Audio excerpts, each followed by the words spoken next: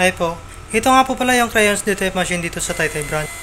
Ginamit po ito ng 6 na araw na may total of 176 meters na naran. As of today po, wala naman po kaming in-house order. Dito naman po yung printer head, capping. Ganito naman po yung tamang pag-head clean. Press lang natin yung clean.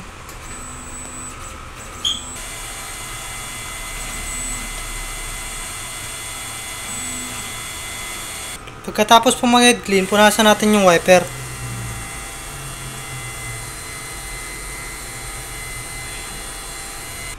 Ganito naman po yung tamang pag-nozzle test. Press lang natin yung test.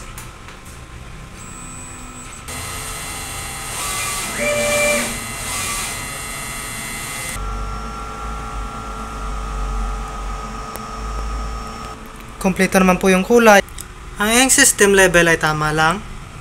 Ang waste tank ay nililinis tuwing Sabado. Dito naman po yung ground wire. ABR. Dito naman po nakalagay ang aking mga stock.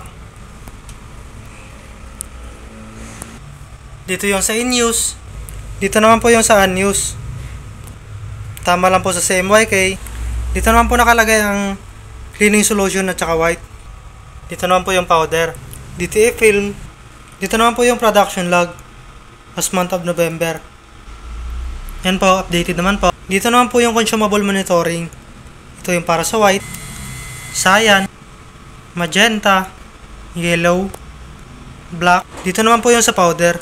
DTA film, green solution, at cleaning solution. Dito naman po yung aking daily checklist. Updated naman po.